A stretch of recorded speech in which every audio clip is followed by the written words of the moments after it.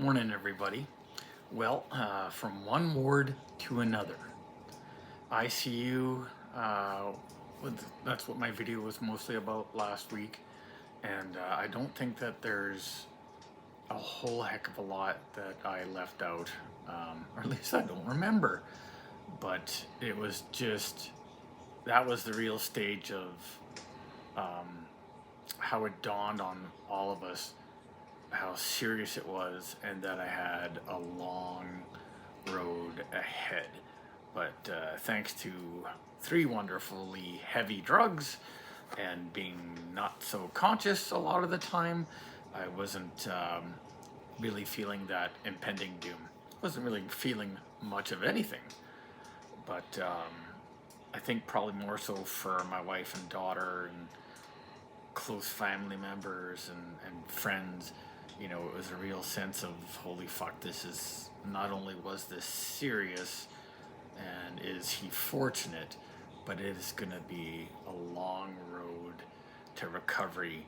And I remember probably one of the last couple of days in ICU, um, realizing a couple of things in particular, both how lucky I was, uh, not just to survive, but to have had recent experiences that I'll never forget, and also what I've lost. And I think specifically about being able to ride my motorcycle, which I just loved. It was, you often hear people who ride often hear the phrase wind therapy, and that's a real fucking thing, because you just get on there and go. And after being, especially on the highway, especially somewhere scenic, everything just melts away, and you don't think about anything. You really clear your mind, and it's like motor meditation. And if that isn't copyrighted, I'm taking it now. But it's just so amazing. And a year and a bit before the collision, I had gone out to BC with my best friend on bikes, and fuck am I thankful I did that before I couldn't, because it was just the most amazing experience ever. And I should do a video just on that down the road, and maybe if not just a short or something like that. So if you're also watching my story, please take the time to watch some of the shorts that I've put out there, because it's just sort of brief clips to kind of give you an idea of what I'm doing. A lot of guitar ones on there, which aren't so great, but that's a thing that I decided to take up this year. Anyway, so I made the decision, that I would never go on two wheels again. I didn't, at the time that I thought that, I just thought, I can't die, I can't almost die again, and I can't put people, my family and friends, through that. So if you have a bike, head out west, ride through the mountains, do it before you can't, and just enjoy that experience. It's fucking magical, it really is. Put some good tunes on and just go with a friend and just enjoy it. I was actually supposed to go the week after my accident to go back for another few days.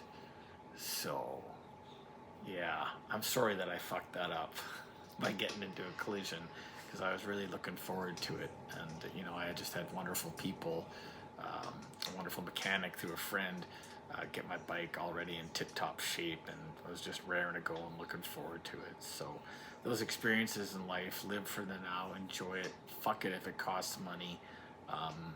You're taking that shit with you forever in the old hard drive, and it's worth a million times whatever it cost you. So it was so great. And thanks to my Sherpa who helped me with packing my bike and all that bullshit. It was awesome. Yeah, so, and then I don't remember the first ward I went into, from the ICU. But a funny story, sort of. I've never had apparently all the medication did it, but I've never had hiccups for like a few days in a row, non-stop, when like 90% of the time, except for when I was sleeping at night. But trying to talk to and hold a conversation when I just recently got that fucking breathing tube out of my throat,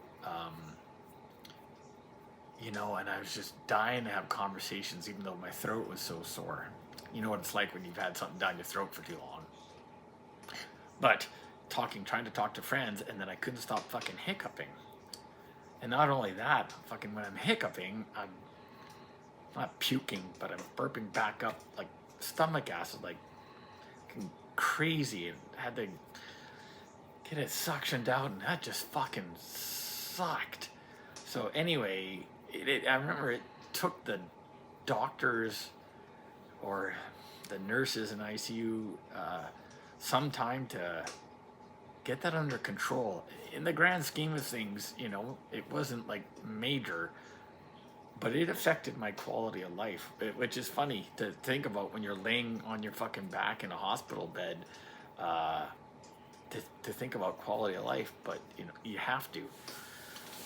So I went to one ward, and it was a trauma type ward of some sort, where a lot of people who were in there who, from stab wounds or bad beatings. And just like in life, if you ever have had an apartment, if you're sharing a hospital room with somebody and they're a real fucking asshole, both from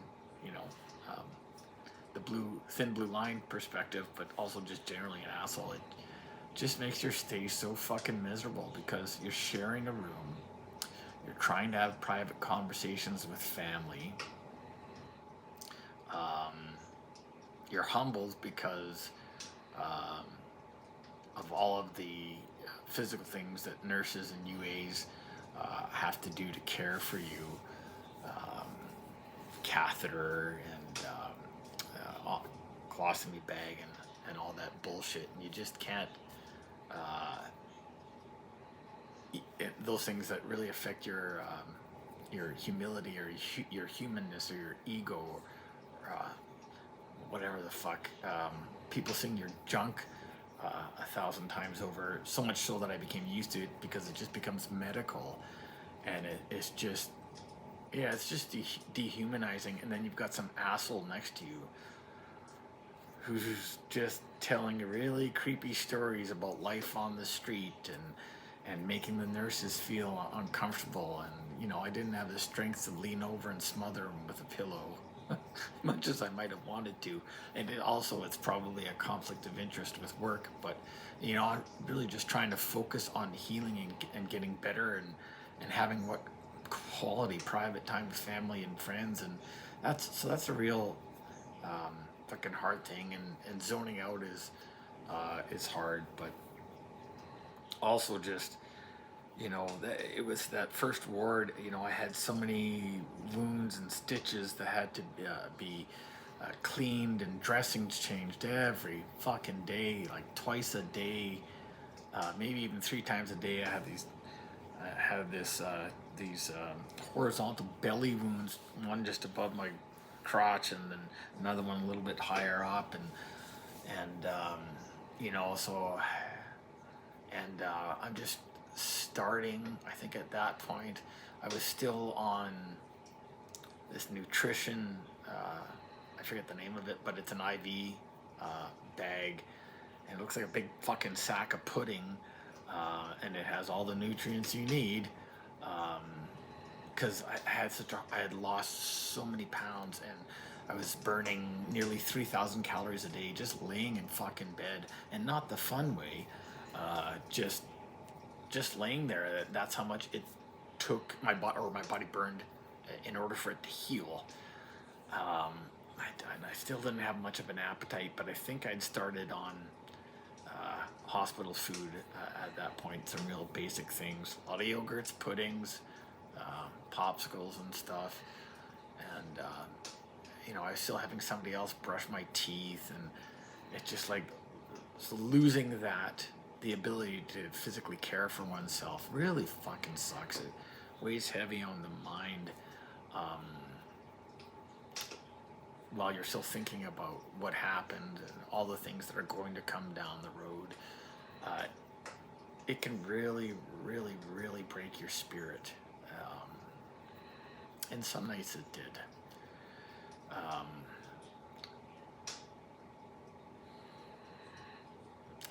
but, you know, my wife and daughter and other family members were there every day. And I had some amazing nurses. And in particular, this one old school kind of tough, broad character. And I know I'm not being PC, but fuck it, because if you come from, if you're from my generation or the one slightly before it, you know, it's a, to me, that statement defines the character, and it's not derogatory. Um, and so if it offends some people, like, too fucking bad, don't watch my videos, what can I say? But that's what she was like, you know, a real no nonsense, do her job, stay positive, stay realistic, kind of person who really cared about her patients, um, and the family members that were there. And that's one thing that I started to find. I was learning so much about the system, the bureaucracy that is the WRHA. And there's so many parallels between it and policing. And, you know, one of the things that I saw was, and I'd seen it before in my career, how much alike nurses and GP constables or general patrol constables really are. Shoveling the bulk of the shit whilst putting up with people who think they know better than you, who think they do more than you, and who think they know how to do your job. It was a real eye-opener, from a victim's or a patient's perspective, to see the interactions of nurses and doctors.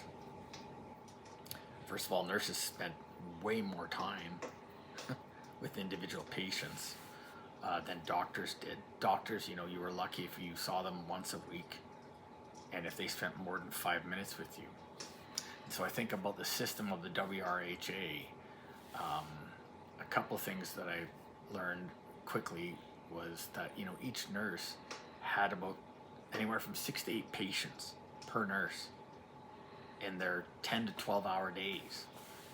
So all those people need prescriptions, all those people need medical devices changed or cleaned or whatever. And how the fuck do they have time to do all of that and give the individual care and attention and time to talk to the people that they are looking after? Because healthcare without that personal time is not the best thing for the patient. I learned that patients really need that to feel human. And a handful of nurses throughout my entire time did that. And not just that attention, personal attention to me, to my family who were there every goddamn day. Those people often gave you the love that you needed to stay positive, to want to fight to get better, to want to stay alive. Because there were days where I did not want to. And I know that might be hard for people to hear. We all on the job, whether your stripe is yellow, red, or silver so often run into the same repeat customers who constantly say they want to kill themselves, or constantly say or do things to cause a gigantic fucking scene, to get the attention on the premise that they're going to harm themselves. And sometimes you might get that one single person getting involved in 37 incidents in a space of a couple of weeks. And you just think of the drain of resources that has, where they do it constantly. So I never, even through my experiences, and I'll talk about one of them shortly, what I went through never really made me gain sympathy for them, because I think there's just too big of a divide or a world of difference between feeling like you want to die or actually just saying that to get everyone to pay attention to. Of course, there are legitimate people out there who want to kill themselves, who try to kill themselves, and it's a cold, dark thing to say. The people who really want to do it just do. That's the harsh reality of being a first responder, though, and we all see that, no exaggeration, hundreds of times over the course of a 20 to 30 year career. So it's hard to not become jaded. But I'll talk about my experience in particular in hospital. I was in this one ward, I think either the second or third that I was in, and I was starting to get better. I was starting to have some progress with my wounds and wound care and my appetite and my in-bed mobility and stuff. But then this one night, despite some things healing and progressing, I got a fucking bone infection. Osteomyelitis.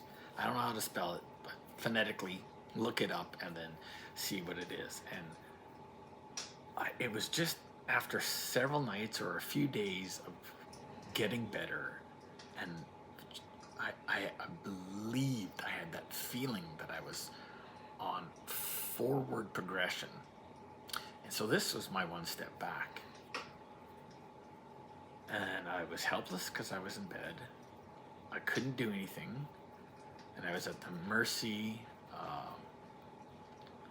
and care of the only people who could do something about it, all the medical professionals, some of which were better than others. One doctor might want to do one thing and one doctor might want to do something different. They change your care, and it's difficult to ensure that they're doing what's best for you with that change of eyes and work ethic and time that they spend. But this one night I got this infection and I broke down. It was just the spark that lit the fire of. I broke down in tears and cried like a baby back bitch, because I was genuinely upset about the fact that this bone infection meant a delay in me moving forward, in me getting better, and I couldn't take it anymore. And I think just my wife was in the room, and I just said, I don't want to wake up. I wanted to not wake up at all, because that would have just been easier, to not have to fight, to not have to go through this pain,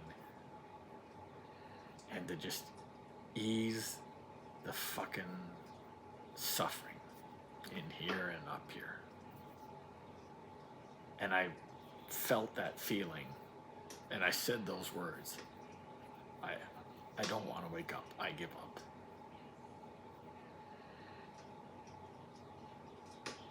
Despite the fact that not that long ago, my dad had died and my wife's father had committed suicide. I still felt that way. It would just be easier. And I think that's just because at that moment my mind was broken.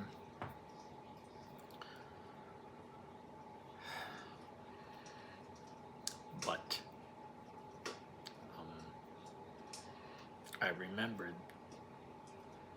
how much pain that causes people.